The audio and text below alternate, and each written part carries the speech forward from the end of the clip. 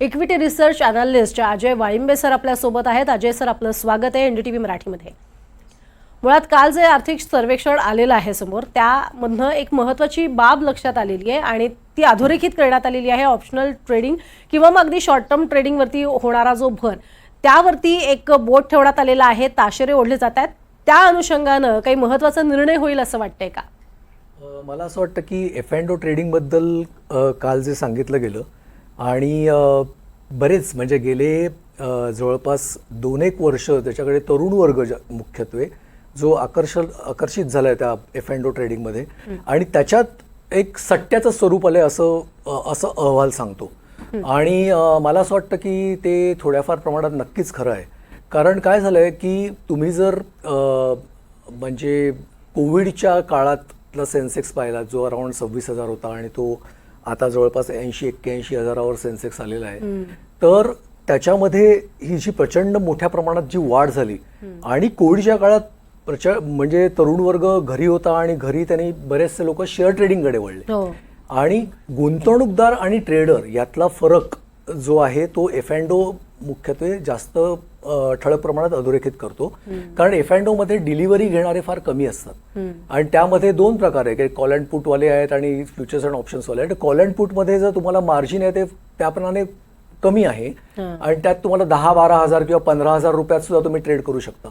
पण अदरवाईज त्याच्यात कुठलीही डिलिव्हरी नसल्यामुळे आणि कंपन्यांचे निकष हे फारसे बघितले जात नाहीत.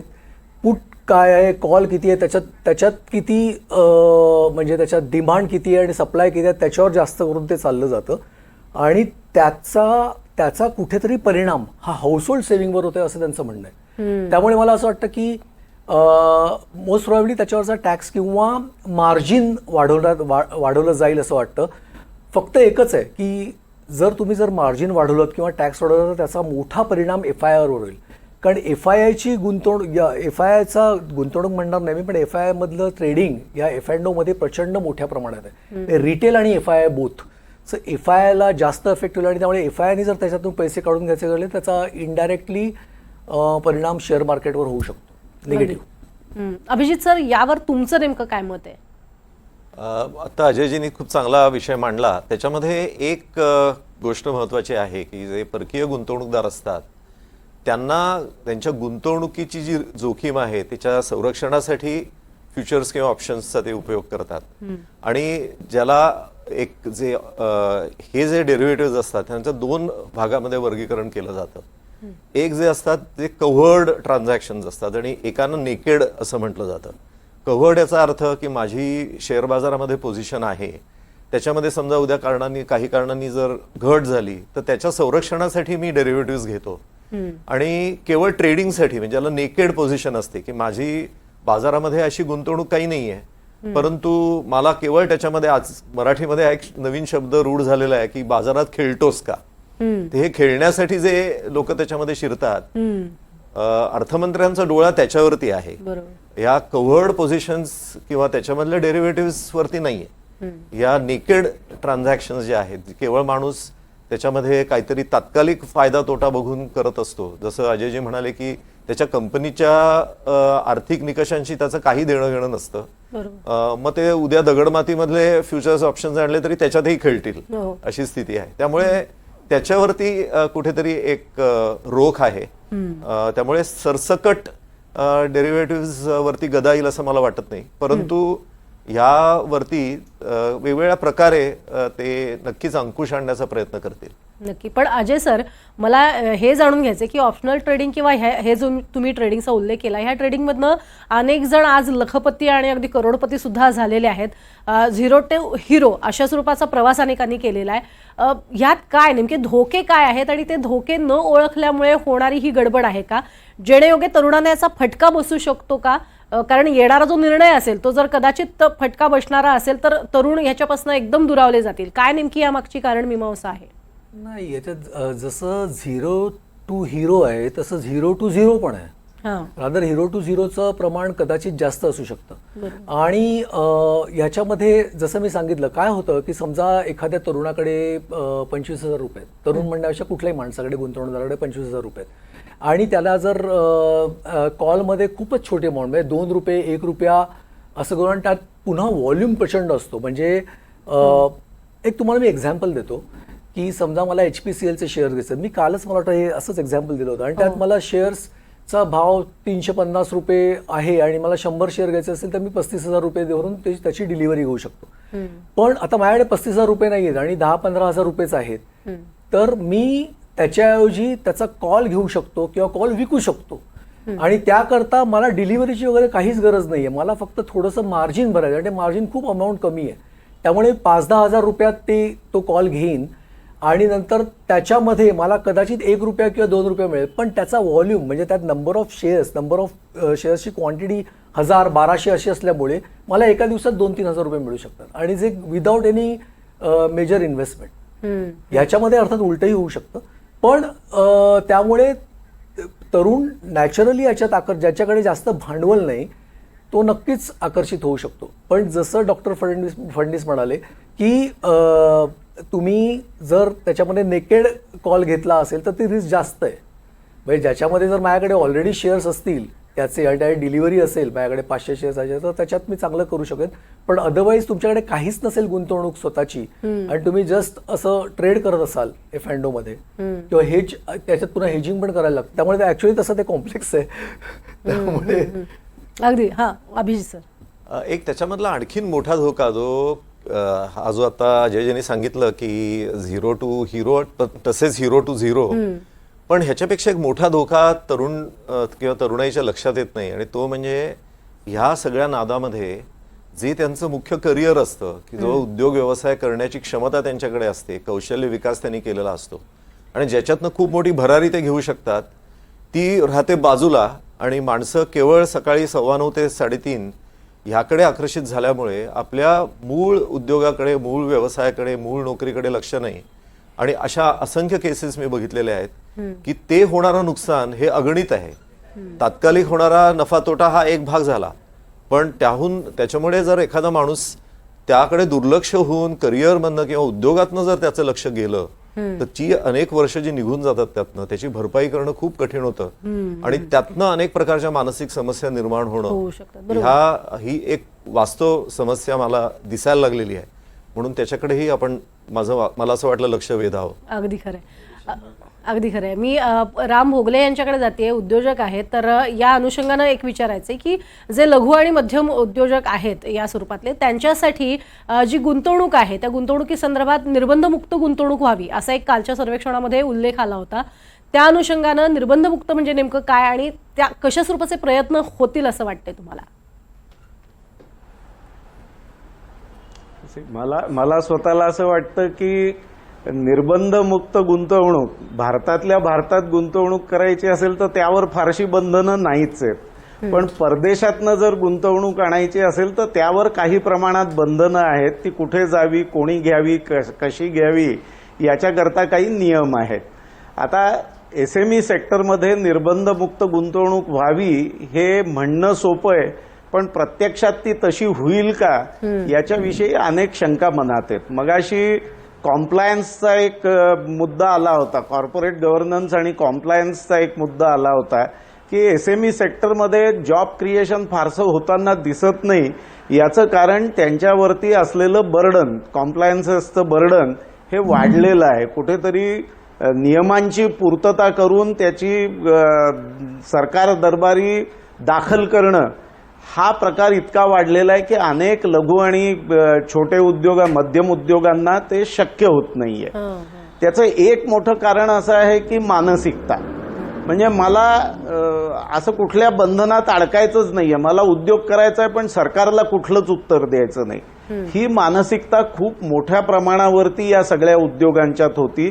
ती मानसिकता आता बदलते आणि ज्यांनी ती मानसिकता बदलली त्या सगळ्यांचे उद्योग वाढतायत.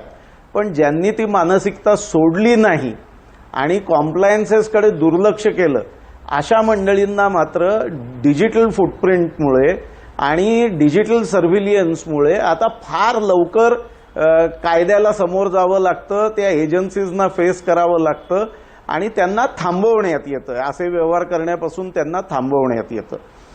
तर तो तो भाग जोपर्यंत पूर्णपणे एसएमई सेक्टरमधनं जात नाही तोपर्यंत कुठलीही व्यक्ती या सेक्टरमध्ये गुंतवणूक करण्याच्या दृष्टीने खूप मोठ्या प्रमाणावर विचार करेल याची शक्यता फार कमी आहे. कारण शेवटी गुंतवणूकदाराला कुठेतरी एक खात्री लागते की हा जो व्यवसाय आहे, हा जो उद्योग आहे, हा कायद्याच्या कक्षेत राहून सर्व कायदे पाळून उद्योग करतोय आणि कुठल्याही प्रकारे कायदा पालन केला नाही म्हणून उद्या हा उद्योग ओव्हरनाईट बंद होण्याची शक्यता नाहीये. तर ही जी काही खात्री लागते ती खात्री तोपर्यंत मिळणार नाही जोपर्यंत एसएमई सेक्टरचं कॉम्प्लायन्स रेकॉर्ड हे कॉर्पोरेट सेक्टर एवढं व्यवस्थित होणार नाही. त्या दृष्टीने आपल्याला प्रयत्न करावे लागतील, मानसिकता बदलावी लागेल. आणि एक मुद्दा माझ्या मनात मगाशी आला, मोडक साहेब बोलत होते स्किलिंगच्या संदर्भात, म्हणजे कौशल्य विकासाच्या संदर्भात.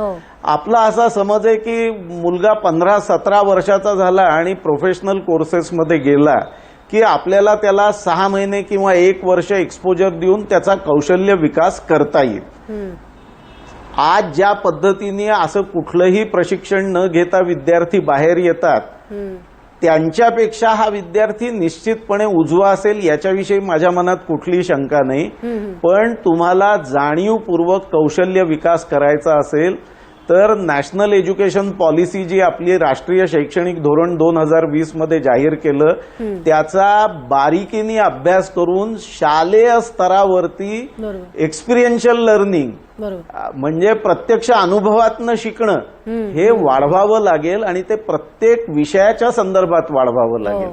ते जेव्हा आपण वाढवू तेव्हा ती कौशल्य कुठेतरी वयाच्या 5व्या 3ऱ्या 4थ्या 5व्या वर्षापासून त्या मुलात यायला लागतील आणि 15-16 वर्षाचा होईस्तोवर आयुष्यात यशस्वी होण्याकरता किंवा आयुष्याला यशस्वीपणे तोंड देण्याकरता लागणारी मूलभूत कौशल्य या व्यक्तीमध्ये असतील.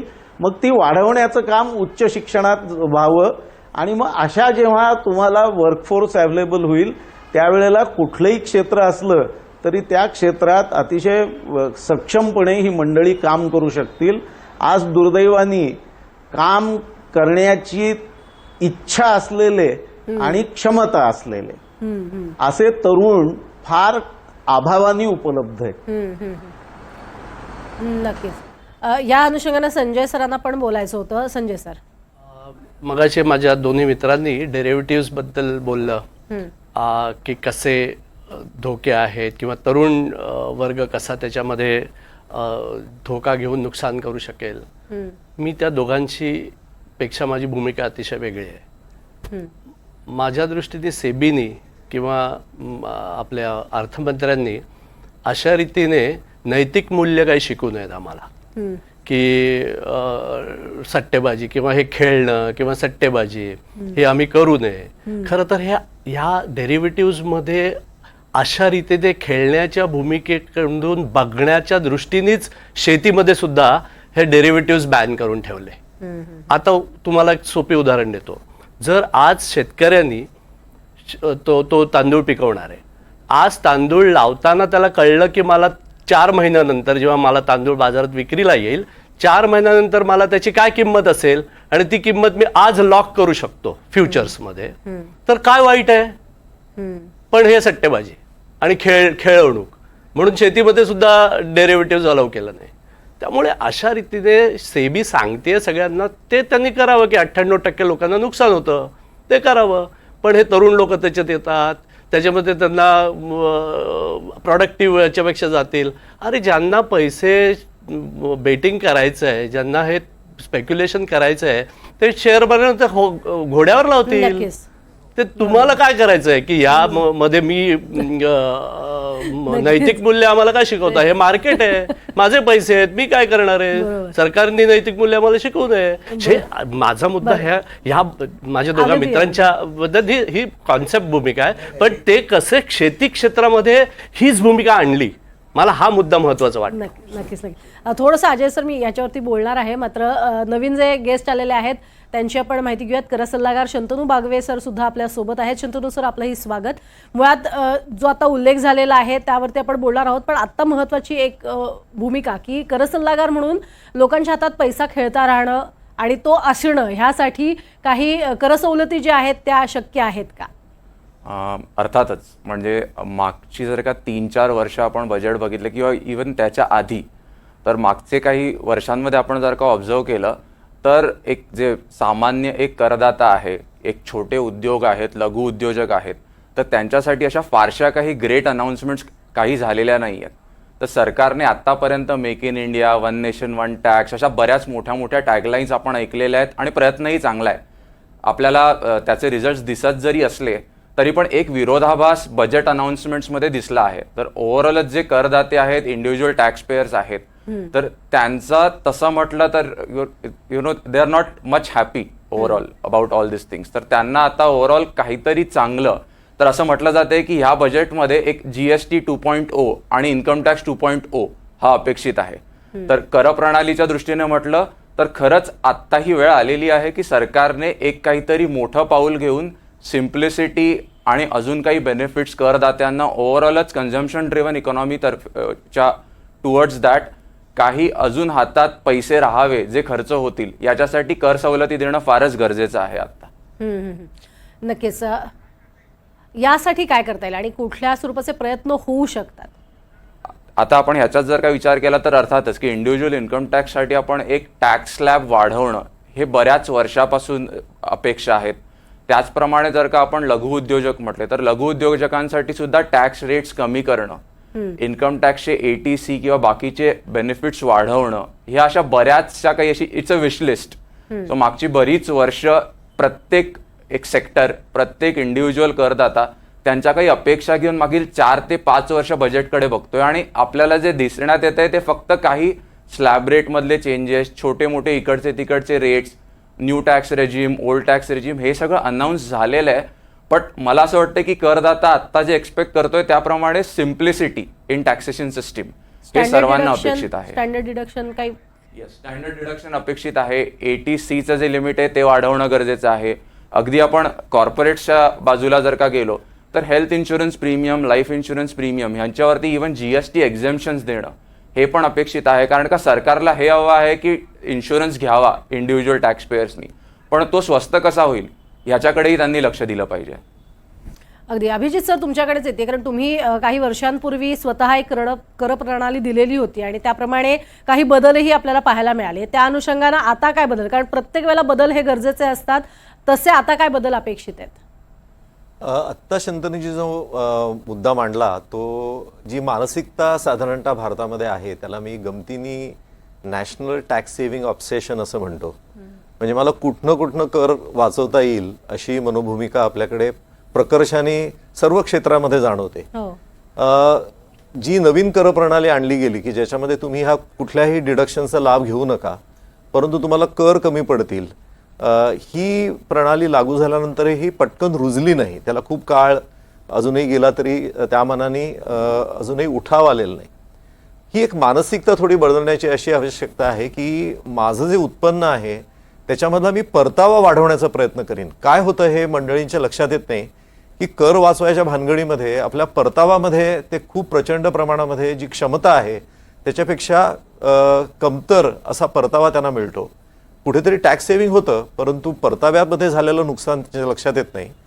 अधिकाधिक लोकांनी केवळ कर वाचवण्याची भूमिका न ठेवता आपलं उत्पन्न वाढवण्याचे काय साधनं आहेत, किती सोप्या पद्धतीने आहेत आणि त्याच्यासाठी ज्याला फायनान्शियल एज्युकेशन म्हणतात ते करण्याची आर्थिक साक्षरता याची खूप गरज आहे.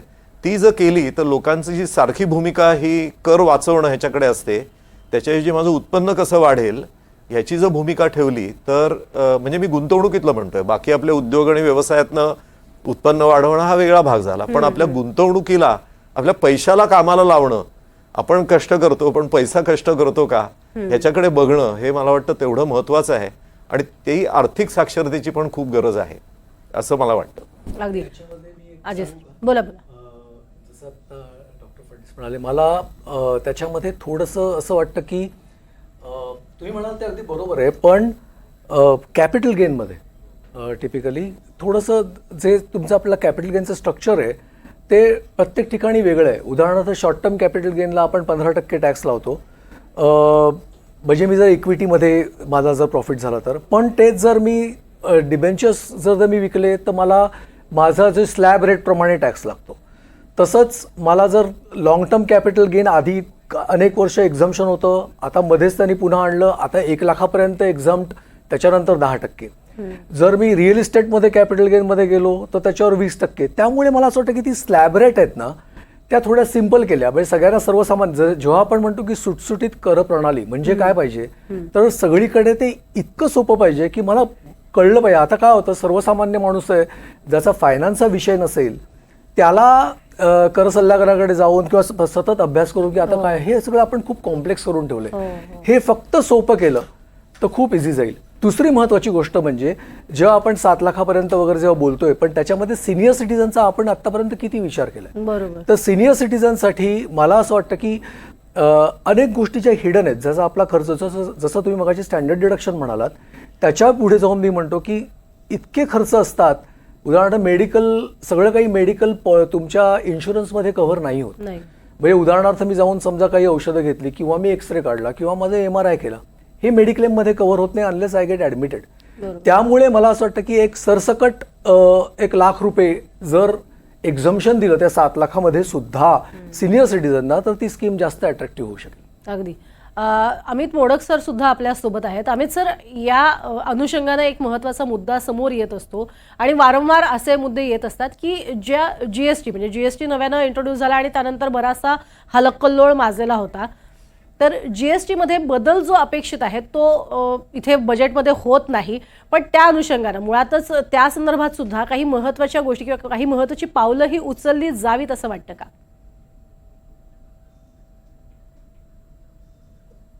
जे ऑडिट सिस्टीम आहे, म्हणजे जे अॅन्युअल असेसमेंट पूर्वी म्हणायचे आपल्या सेल्स टॅक्सच्या किंवा वॅटच्या जमान्यामध्ये, तर ती ऑडिट झाल्यानंतर जे काय रिक्वायरमेंट काढली जाते ती कम्प्लीट केली जाते आणि त्या कम्प्लीट केलेल्या ह्याच्यामध्ये बरेचदा जो टॅक्स कलेक्ट करणारा असतो त्याच्यावरती कुठलीच जबाबदारी नसते आणि टॅक्स ज्यांनी दिलेला असतो त्यालाच ते सगळं कम्प्लीट करून घ्या म्हणून त्याच्या डोक्यावरती ते मारलं जातं.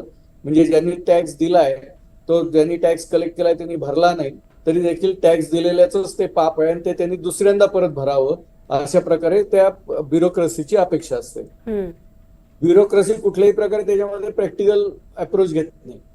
मोठाले अमाऊंट असतात त्या डिसअलाव करून टाकतात, डिमांड नोटीस काढतात, मग त्याला अपील आहे, मग त्याला ट्रायब्युनल आहे, म्हणजे परत इज ऑफ डुईंग बिझनेस शून्य होतो तिथे. आता मगाशी एकानी मेडिक्लेमच्या GSTचा प्रश्न काढला की मेडिक्लेमवर लागणारा जो सर्व्हिस टॅक्स आहे, आज कित्येक कंपन्या या ग्रुप मेडिक्लेम पॉलिसीज करतात, एम्प्लॉईजच्या बेनिफिट करतात. त्या याच्यावरती भरलेला जो सर्व्हिस टॅक्स आहे त्याचा इनपुट क्रेडिट हे त्या कंपन्यांना मिळत नाही, तर ते त्या स्टाफ वेलफेअरचा प्रयत्न कशा करता करतील. त्यांना 100 रुपये प्रीमियम भरल्यानंतर जर 118 रुपये कॉस्ट येणार असेल, म्हणजे वेलफेअर करायचं आणि त्याच्यावरती दानावर दक्षिणा म्हटल्यासारखं आपण त्याचा सर्व्हिस टॅक्स भरायचा, तोही परत मिळणार नसेल, तो उपयोग काय आहे. इज ऑफ डुईंग बिझनेस मध्ये आता मगाशी माझ्या याच्यावरती कोणाला तरी MSME वरती किंवा SMEच्या कंप्लायन्स वरती आपल्या वक्त्यांपैकी एकाने सांगितलं की ते कंप्लायंट व्हायलाच पाहिजे. एक काळ होता जेव्हा सेल्स टॅक्स होता, वॅट होता, तेव्हा त्या MSME किंवा SMEचं कंप्लायन्सची कॉस्ट त्या कर प्रणाली करता काही हजार रुपये होती. 10,000 असेल, 15,000 असेल.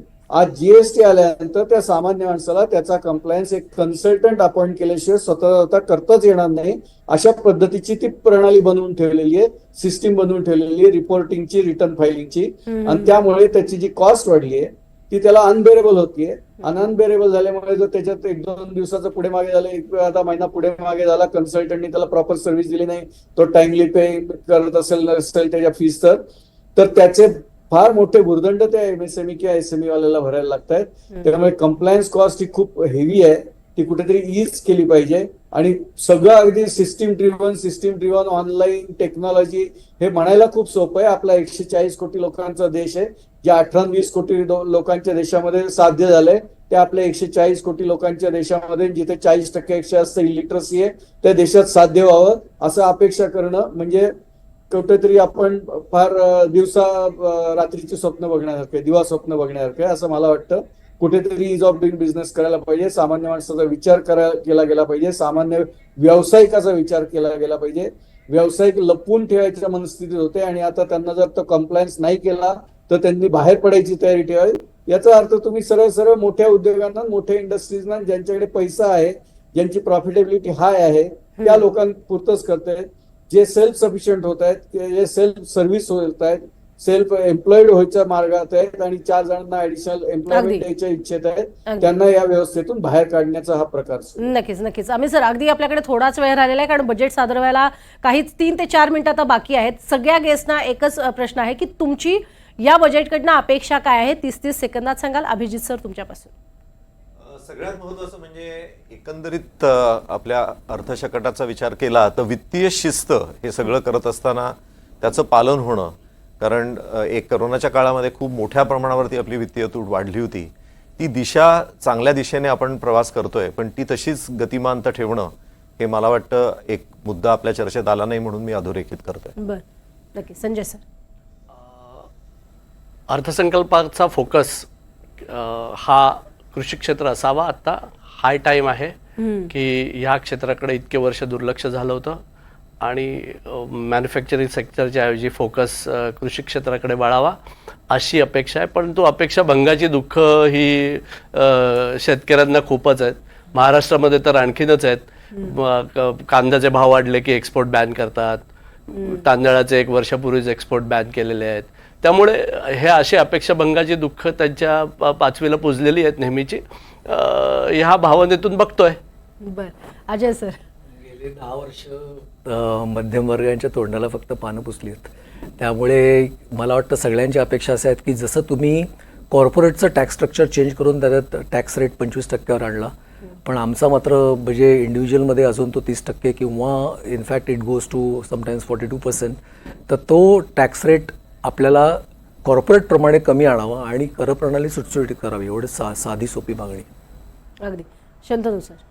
मुळातच म्हणजे इन्कम टॅक्स असो किंवा GST, एक करप्रणालीचं सरलीकरण, सरकारच्या घोषणा की आम्हाला काही चांगल्या गोष्टी करायच्या आहेत, इकॉनॉमिक ग्रोथ हवी आहे, आणि करप्रणाली ह्या दोघांमधला विरोधाभास कमी करणं या काही अपेक्षा आहेत. आणि अर्थातच जसं आता आपण मगाशी म्हणत होतो, GST असो किंवा कुठलेही बाकीचे income tax compliances, taxation compliances असतील, तर एक टॅक्सेशन 2.0 सिस्टीम इंट्रोड्यूस करून इवन कन्सल्टंट्सना आणि जे करदाते आहेत त्यांना कम्प्लायन्स सोयीस्कर आणि सिंपल करावेत, ही छोटी अपेक्षा आहे. अगदी. आपल्यासोबत राम सर सुद्धा आहेत, त्यांच्याकडे थेट जाऊयात. राम सर, नेमकी तुमची या बजेटकडनं अपेक्षा काय आहे? एक अर्ध्या मिनिटामध्ये सांगाल एक तुमची अपेक्षा. मला स्वतःला जे मुद्दे आता मांडले गेले त्यांच्या संदर्भात दृढीकरण करायचं आहे की ज्या कॉम्प्लायन्सेस आहेत त्या सहज सोप्या होतील आणि SMEsना त्या सहजपणे करता येतील असं करणं फार गरजेचं आहे. मग त्या टॅक्स कॉम्प्लायन्सेस असतील किंवा इतर अनेक कायद्यांच्या दृष्टीने ज्या कॉम्प्लायन्सेसची अपेक्षा आहे, तर त्याचं सिम्प्लिफिकेशन हे फार गरजेचं आहे. आणि टॅक्स रेट्सच्या संदर्भात बोललं गेलं, कॉर्पोरेट टॅक्स रेट्स कमी झाले तसे इंडिव्हिज्युअलचे टॅक्स रेट्स कमी करावेत. सरकार कितपत ते करेल मला माहिती नाही, कितपत रिलीफ देईल, पण मला स्वतःला असं वाटतं की टॅक्सच्या संदर्भात SME सेक्टरला काही वेगळी ट्रीटमेंट देता येणं शक्य असेल तर त्याचा सरकारने जरूर विचार करावा. अगदी. अमित सर, तुमची अपेक्षा. ह्युमॅनिटी कुठेतरी टच असायला पाहिजे या बजेटमध्ये प्रत्येकच कार्यवाही करता. आणि ईज ऑफ डुईंग बिझनेस हे फक्त पेपरवरती आणि संसदेत घोषणा करण्याकरता आणि पाठ थोपटून घेण्याकरता नसावं, तर ते खरोखर प्रत्यक्षात अंमलात यावं आणि ग्राउंड रिअलिटीवरती करप्शन इरप्ट व्हावं, निघून जावं, ही एक माफक अपेक्षा आहे. कारण आज करप्शन या वेगळ्या प्रकारात कुठल्या ना कुठल्या प्रकारात चालू असतं, तर त्याला मुळापासून समूळ नष्ट करण्याकरता ईज ऑफ डुईंग बिझनेस, नाहीतर एक खिडकी योजनेची खिडकी क्रमांक 12 असे प्रकार होतात, तर तसं होऊ नये. आणि एक खिडकी योजना म्हटलं तर खिडकी क्रमांक 1 हाच पहिला आणि शेवटचा असावा. अगदी. खरंच. आणि खऱ्या अर्थानं तुम्ही ज्या अपेक्षा वर्तवलेल्या आहेत त्या अपेक्षांची पूर्तता होते का हे पाहणं महत्त्वाचं असणार आहे. केवळ 1 मिनिट राहिलेलं आहे. संसदेचं कामकाज सुरू होताच अर्थमंत्री निर्मला सीतारामन या आपला अर्थसंकल्प सादर करतील आणि खरंच साधं सोपं सुटसुटीत असं बजेट असावं अशी जी NDTV मराठीची अपेक्षा आहे तीच आपल्यासोबत आलेल्या सगळ्या पाहुण्यांनी सुद्धा अपेक्षा व्यक्त केलेली आहे. कारण ते या क्षेत्रातले तज्ज्ञ आहेत आणि सर्वसामान्य नागरिकांना काय नेमक्या अडचणींना सामोरं जावं लागतं ज्यावेळेला अर्थकारण हा विषय येतो, त्या अनुषंगानं त्यांनी सुद्धा हे सगळं सोपं व्हावं, सुटसुटीत व्हावं, या अनुषंगानं प्रयत्न व्हावेत असं म्हटलेलं आहे. खरंच आता जो मोदी सरकारच्या तिसऱ्या कार्यकाळातला पहिला अर्थसंकल्प सादर होतोय, खऱ्या अर्थानं इतिहास रचला जाणार आहे. कारण स्वतः अर्थमंत्री म्हणून एक महिला आहे, निर्मला सीतारामन, या 7व्यांदा अर्थसंकल्प सादर करतायत आणि त्यामुळेच अपेक्षा वाढलेल्या आहेत सर्वसामान्य नागरिकांच्या. आणि त्यातच हे पूर्ण बहुमताचं सरकार नसल्यामुळे, कुबड्या घेऊन चालणारं सरकार असल्यामुळे काही नियम आहेत, नियमावली आहेत, अटी शर्थींसह अर्थसंकल्प सादर होणार, यात काही दुमत असण्याचं कारण नाही. मात्र ते कशा स्वरूपाचं सादर होतं आणि त्यावरती काय प्रतिक्रिया येतात हेही पाहणं महत्त्वाचं ठरणार आहे.